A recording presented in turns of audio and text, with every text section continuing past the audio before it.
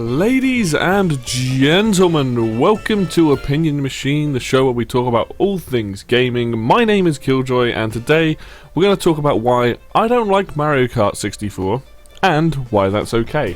Apologies for the very loud rain in the background, but hopefully that won't take away from this video. So let's talk Mario Kart 64. I think at this point a lot of people know that, I didn't play it when it came out, and I have some strong words for it. The original two Mario Kart games, so the SNES one and the N64 one, and probably the Game Boy Advance one as well, are probably the ones, in my opinion, that hold up the least out of the Mario Kart series. And recently I've been thinking, I growing up really loved Super Mario Kart, and we did an opinion machine on that one, a retro reminisce on that one, and as much as I love that game, I'm trying not to be nostalgia blind about it, because there's a lot of games got a lot of problems. Like the battle mode, great, whatever. But when I talk to people about Mario Kart 64, no one else seems to really get where I'm coming from. I'm trying to look at this with no nostalgia. Now, I will say I didn't play much Mario Kart 64 growing up. It wasn't until much later, after I played like Double Dash and Wii and stuff, and then I went back and played it. But today I want to talk about why I just don't like the game and why I think the game kind of sucks. But first of all, let's talk about the battle mode in Mario Kart 64. The battle mode, the battle tracks, that side of the game is great. It is fantastic. It's a really good four-player experience.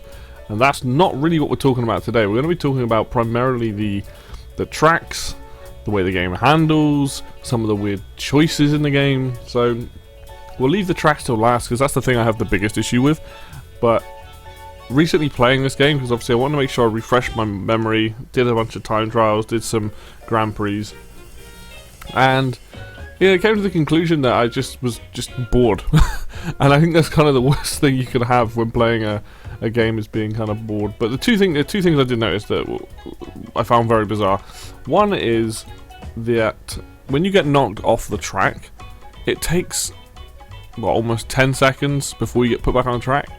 Like, I'm pretty sure even the SNES one wasn't that long. It takes a ridiculous amount of time to get put back on the track. It's actually kind of crazy. I'm like, why does it take so long?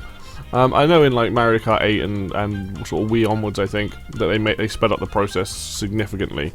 And maybe in those games you could say it's a bit too quick, and that's fair enough. Like, I get that, like, it's all about knowing the tracks. It's meant to penalize you, but like 10 seconds, it feels like 10 seconds there. I didn't actually time it, but it feels like a long time. And yeah, that was bizarre.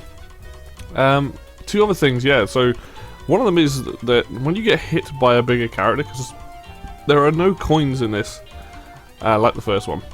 In the first game, you can collect 10 coins, which will allow you to go at the maximum speed of whatever character you've picked. If you get hit or rammed into when you have no coins, you will spin out. Fair enough.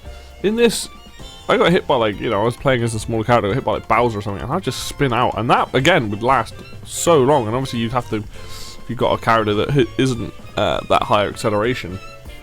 Very bizarre. And it would just cause you to just get hit, and then you were like, alright, snail's pace, now here we go. Very, very strange. And the other thing was that sometimes if you turn too long around a corner, you will skid out.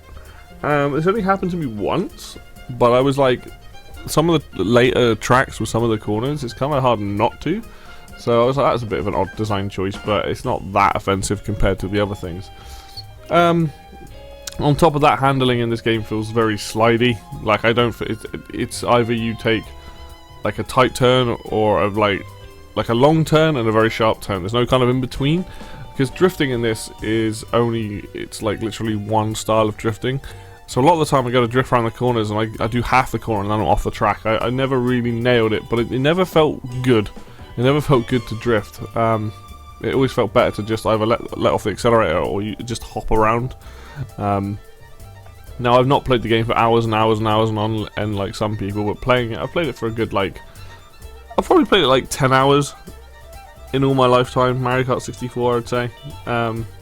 And I just don't like the way it handles it. It's the same with the original SNES game. I don't like the way that game handles now. I think Double Dash onwards, all the other games, they just give you much more of a choice of how you want to, like, steer and things. And I know people will be like, why are you comparing it to newer games? Obviously they got better, but I'm like, it just doesn't feel right to play in this day and age. This is the thing. It's like, this is me talking about a game that people seem to really like, and there's nothing wrong. If you like this game, that's totally cool. I'm just trying to give reasons as to why I don't like it.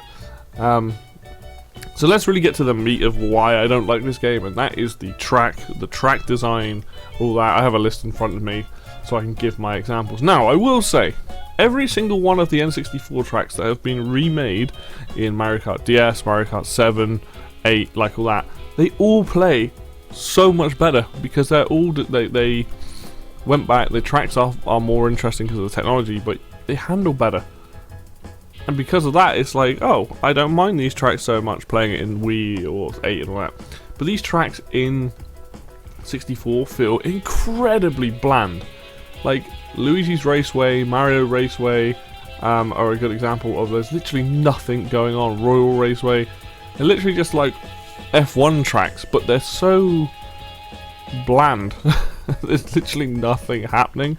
They feel very wide as well. This is the thing with this game. Everything feels really wide, and I don't know why they made it. Like, everything felt much more tighter in the original, and then they made this one, and they made everything super wide, and I'm like, I don't get it. It's not to say all the tracks are bad, because I don't hate all the tracks. I think one of my favourites, which I never used to like, but one of my favourites, or two of them, are Frappy or Frap Snowland and Choco Mountain. I actually do like those tracks. I got used to playing them in the DS version, and went back and played them again, obviously recently in this, and they are fun. But they just feel so empty. Like, none of these tracks have character. I think that's the thing that I've started to realise in this game. Is, yeah, you could say that's the limitations of the time period when this game came out, but the SNES tracks have more character and more memorable to me than 90% of the tracks in this game. You know, let's take Banshee Boardwalk and Rainbow Road, in my opinion, are probably the two most memorable ones. Maybe DK's Jungle Parkway. But a lot of the other tracks... Oh, okay, I'll give you Bowser's Castle as well, because of the swamps everywhere and that. But, like, Luigi's Raceway, Moo Moo Farm... Koopa Troopa Beach is a weird one. So that was a track that really threw me off, and this track's bizarre because it's got these random jumps just dotted around. Like, there's no... It just feels really odd. Like, some of these tracks feel like they weren't very well designed, in the fact that there's no theming. There's just these random ramps all over the beach. I'm like, what? When do these ever turn up again? My biggest problem, so like the first two cups, so we got, let's look through the Mushroom Cup. Luigi's Raceway, just a bit boring. Moo Moo Farm's okay, to be honest. Koopa Troopa Beach isn't a bad track, it's just the ramps are so random. They don't fit the theme at all. Calamari Desert, on the other hand, is really boring. Like, it's so boring. Like, I hate that track. When you move on, you then got Toad's Turnpike, which they remade in some of the later games. I actually don't mind that track. The track's alright. Frapper Snowland, I said I like it. Choco Mountain, I like that one. And then you got Mario Raceway, which is completely forgettable. So, who knows that one. Then we get onto one of the worst offenders in the entire game, which is Wario Stadium. It is massively wide. There is nothing going on, and it takes forever to do one lap. And if you're one of those unlucky people that happens to get hit by a lightning bolt when you're going over that jump, like, good, rage-inducing, I can understand that. It's not a good track. It's not very well designed at all. It's like, they did a better job of it when they made Waluigi Stadium in Double Dash, because it was shorter, same concepts, kind of dirt road mud track thing with a jump, but it was a faster, slightly shorter track with some really cool jumps and like just very well designed, like half pipe in it and stuff. Yeah, okay, again, yeah, more tech, they could do more stuff with it, but it just felt like that Wario Stadium was like a beta version of Waluigi Stadium. Even Wario Coliseum as well in Double Dash and going forward. So Wario Stadium is actually one of my least favourite tracks in the entire game. I hate it. I think it's really badly designed. The track is so wide you could easily line up all the racers across it. I don't get the wideness in this, and that's kind of one of my biggest issues. I'm just like, why do we need the tracks to be this wide? Make them tighter, you know, make it more of like a battle trying to get around the corners and things. Then you got Sherbet Land, which weirdly enough I don't mind. I forgot it got remade. Not the end of the world. Royal Raceway got remade in one of them, and I know it's in 8. And it's not the remake's not so bad, but again, it's just bland. It's very forgettable. And then Bowser's Castle, which is alright. That's not a bad level. quite an interesting design with the thwomps and stuff on there. But there is a couple of turns in that I really hate that are like almost square turns, and they just don't really work with the driving mechanics. And then you get onto Special Cup, and Special Cup is a mess. DK's Jungle Parkway is okay. I don't really know, like, I don't know how I feel about that level. Like, it's just okay, I think. Yoshi's Valley is also an absolute mess. It is confusing as all hell, right? They remade this level in 8, I think, and it is so much better. It's so much easier to know where you're going. In this version, it's so easy to fall off the track. It's just awful. Like, really awful. Like, don't get me wrong, Special Cup should be hard, and I think these tracks are the hardest in the game. But, like, it's just the way that the carts move versus some of the smaller, like, the very small parts, like the shortcuts and stuff, are so, like, tight. And I get that that's, like, better driving. But when you look at the map and you're like, which way am I going? It is... Luckily, I know the track because I played the remake so much. But my god, is it, like... I don't know who thought that was a good idea, because... Obviously, in most tracks, you have a starting point and you go around a lap. With this one, it just kind of shotguns off in about 4 different directions. You're like, I don't know which way I'm going. And yes, eventually they will all lead. But it's really possible to go around in circles if you're not careful. Awful design, that track. I hate it. Banshee Boardwalk I do like. Now, I actually played this more in, I think it was Mario Kart DS. And I think they tweaked it a few little bits. But Banshee Boardwalk, I think, is a good track. Some hard turns. Narrower race course. Like, feels much... tighter, you know, yeah, and it's still hard to navigate, but it's a good track. I think this one's actually one of the best made ones in the entire game, especially in Special Cup. And now we're going to get on to what is probably the biggest offender of the entire game, is Rainbow Road. I will argue to the cows come home that this is the worst Rainbow Road in all of Mario Kart history. And the reason for that is you can't fall off the track. It feels very wide, it feels incredibly slow. Holy Christ, even on 150cc, this just feels awful. You say what you want about the original SNES Rainbow Road, right? It's the last track in the game, so it requires you to be good at driving. It had road obstacles in invincible thwomps. It was, you know, it was a hard track. It was challenging, but it was also a lot shorter. And it was a lot more like, it was just in my opinion, it was just better designed for a final track. It's like, hey, you've unlocked this final track. This is going to test your driving skills. Rainbow Road in Mario Kart 64 doesn't test anything apart from avoid the thwomps. Avoid the chain chomps. Like, I would be less harsh on this track if there were at least sections of it that didn't have the barriers. Now, they remade this track in 7 or 8, I think it's 8, and they got rid of the barriers. They made the track look so much nicer. They made the track feel feel good. But they also made it a point-to-point race, because even they realized that this track was so long. Like, it takes so long to get around one lap. It's not fun. I will fight anybody till the cows come home on this track being awful. And you know, people like the music. You know, fair enough. If you like the music on this Rainbow Road, that's totally cool, because obviously a lot of the Rainbow Roads that came after this borrowed the melody and things like that. However, I just think SNES Rainbow Road has better music. It's better designed, better music.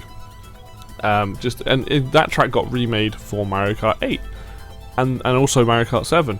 And those versions are even better than the original. One, because it doesn't hurt your eyes to look at anymore.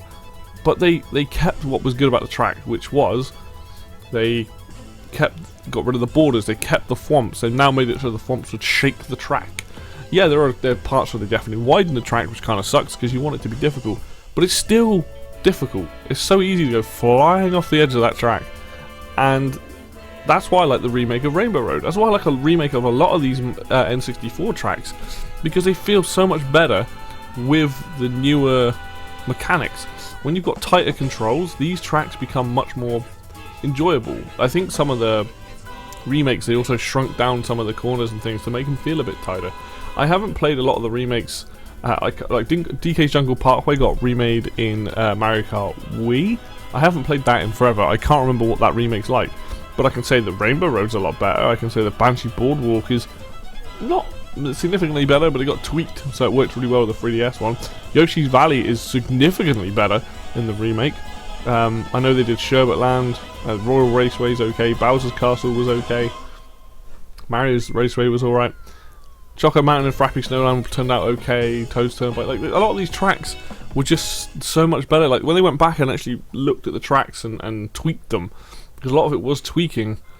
They had better. It's almost like these guys just did a better job, and that's why I find it really hard to defend this game, knowing that these tracks now, the remakes of these tracks, the tweaking that all went on, they're more fun to play on.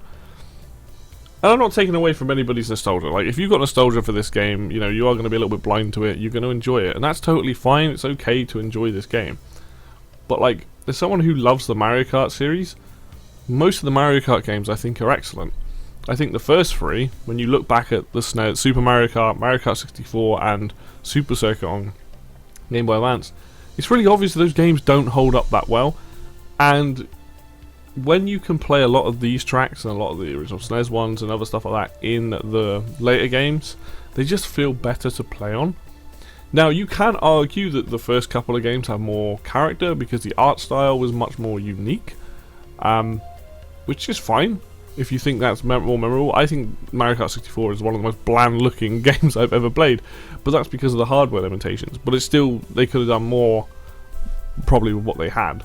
I think the SNES one's got more like memorable kind of looking tracks, like the Ghost House levels, obviously Rainbow Road, the beach level. Like it feels like it's very easy to go, oh, it's that level. I will say they're all very flat because that's how they designed it, so it's kind of weird to look at.